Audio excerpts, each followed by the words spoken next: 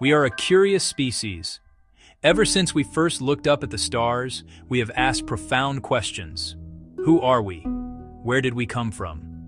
What happens when our time here is done? These are the great mysteries of existence. In our search for answers, we have woven together intricate tapestries of stories, rituals, rules. These answers became our beliefs. They give our lives shape and purpose. They guide us through the darkness, and they celebrate the light. They can be strange, and they can be beautiful. Belief is a powerful force. In the serene landscapes of Japan, there is a belief that does not center on a single god or a holy book. It is called Shinto, the way of the gods, and it honors the divine spirits, or kami, that inhabit the natural world. Ancient trees, majestic mountains, flowing rivers, and even in the wind that rustles the leaves. Shinto shrines marked by their iconic torii gates, gateways between the human world and the realm of the spirits. People come to pay their respects to find peace, to connect with nature's quiet power. The rituals of Shinto are often simple, elegant, and deeply personal. Small wooden plaques called ema. People purchase plaques at a shrine, write hopes, prayers, dreams on them. A student's wish to pass an important exam, a parent's prayer for their child's health, or a couple's hope for a happy future together. Writing the wish is a moment of quiet reflection, a personal conversation with the kami, a tangible expression of hope, a piece of one's soul left in a sacred space. The plaque is hung on a wall or board, joining hundreds, sometimes thousands of others. Each ema represents a human story, a quiet plea sent out into the universe. After hanging their plaque, a person will typically bow twice, clap their hands twice, and then bow once more. This gentle ritual shows how a belief system can make the world feel a little safer, a little more hopeful. The collection of plaques becomes a powerful visual testament to the shared anxieties and aspirations that connect us all. One surprising fact about Shinto is its fluid relationship with other religions. Many Japanese people practice both Shintoism and Buddhism, seeing no conflict between the two. They might visit a Shinto shrine to celebrate a birth, a marriage, but turn to Buddhist temples and rituals for funerals and matters concerning the afterlife. This blending of beliefs shows a practical and harmonious approach to spirituality. It demonstrates that faith doesn't always have to be about exclusive devotion. It can be a flexible toolkit for navigating all of life's different stages, from its bright beginnings to its solemn end. Well, it's pretty fascinating.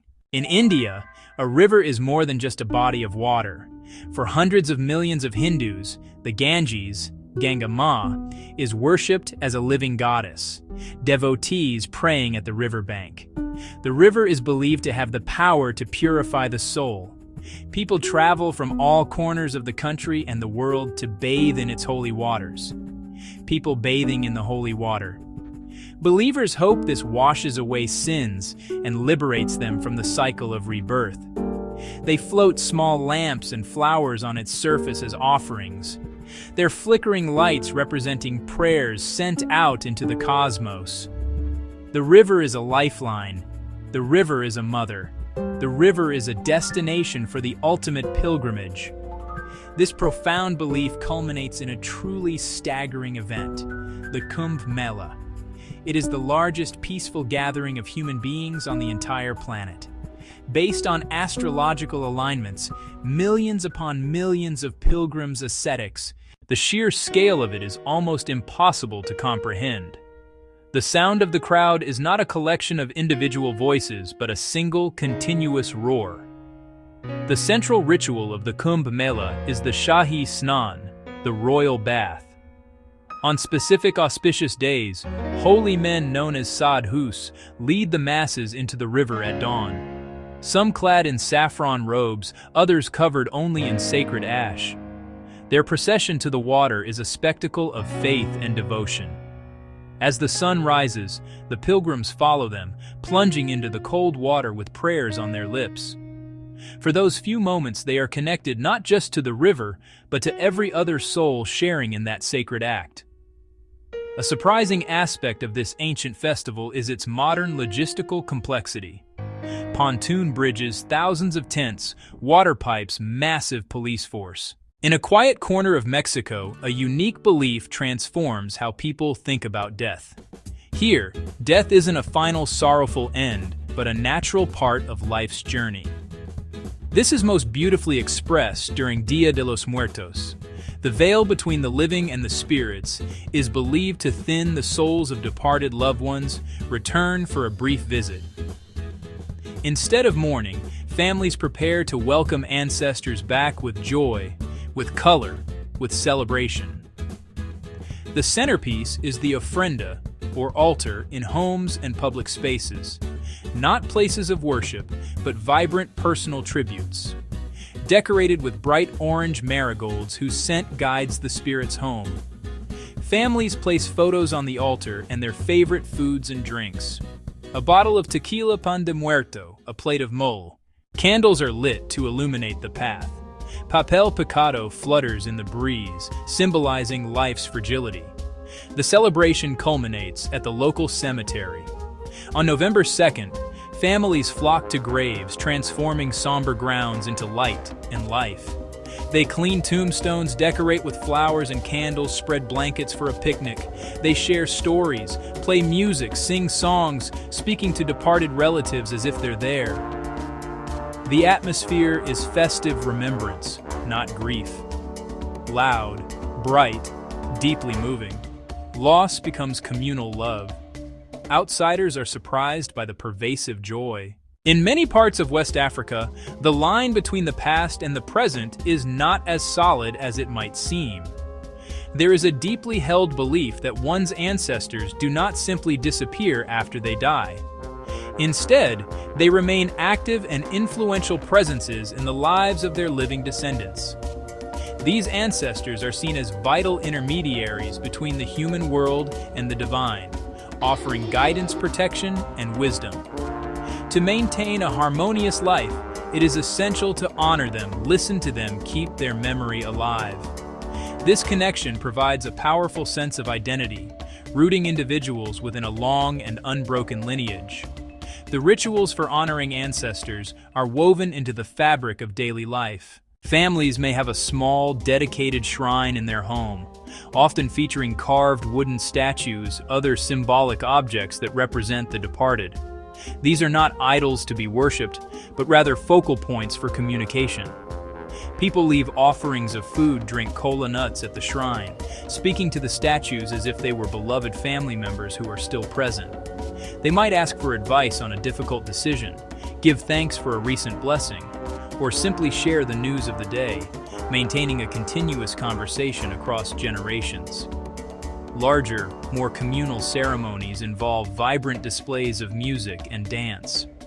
The rhythmic pulse of the drums is considered a sacred language, capable of calling the spirits and creating a space for them to manifest. On the remote and rugged islands of Papua New Guinea, home to hundreds of distinct tribes and languages, the spiritual world is deeply entwined with the physical landscape. Many communities believe that powerful spirits inhabit the forests, the mountains, and the rivers. These are not always benevolent beings.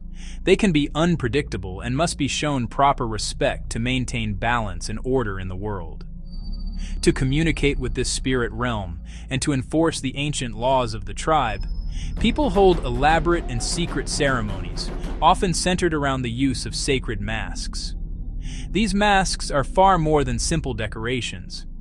Each one is a potent object, believed to hold ancient stories and embody the essence of a specific spirit, ancestor, or natural force.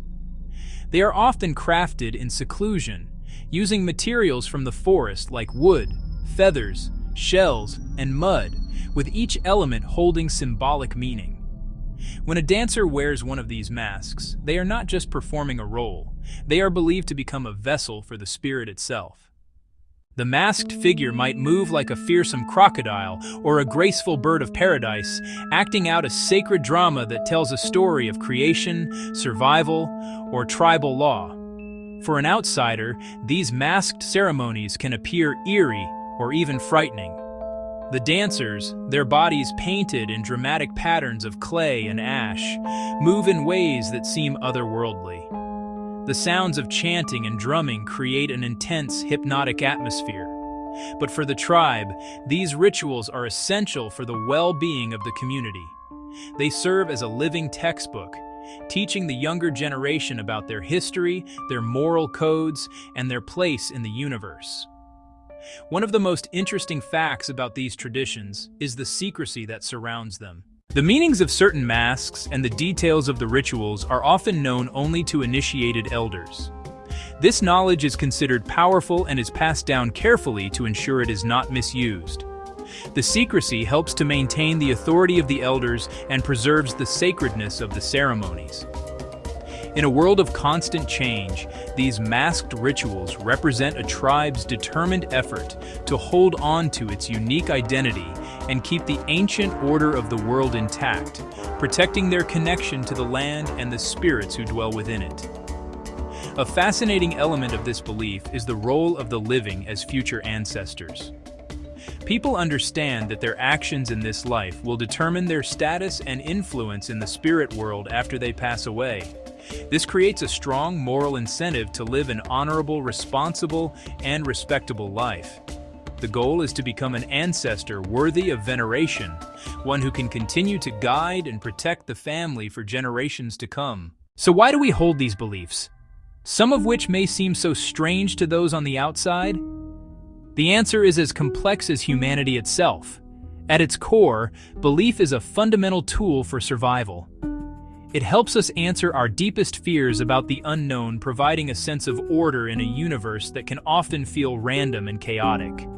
It gives us rituals to navigate the most difficult parts of our existence, like the loss of a loved one, turning overwhelming grief into a shared and manageable process.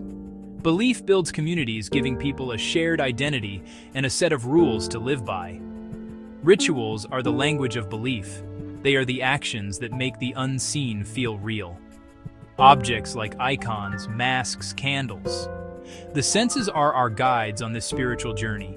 The smell of incense can transport us to a sacred space. The sound of a drum chant can quiet the noise of the world and help us connect with something deeper. The vibrant colors of a festival can express a joy that words cannot capture. Through these sensory experiences, our beliefs move from being abstract ideas to lived, felt realities. We must always be careful when we label a belief as strange. What seems strange to one person is a profound truth to another. Each of these practices makes perfect sense within its own cultural context, from writing a wish on a wooden plaque to dancing for the ancestors. It fulfills a specific human need for meaning, connection, hope. True understanding requires us to set aside our judgments and simply listen. To be curious without being critical. When we do that, we find that these diverse beliefs are not so different after all. They are all expressions of the same human heart. Ultimately, the world of belief is a living, breathing entity. It changes and adapts, old rituals fading, new ones emerging. The incredible variety we see across the globe is not a sign of our division, but a testament to our boundless creativity. Each unique belief is another chapter in the great human story of our search for meaning. So the next time you encounter a ritual that you don't understand, perhaps pause for a moment. Look beyond the surface and wonder about the story it tells. In doing so, might we not find a deeper respect for others and a greater sense of wonder about our own place in the world?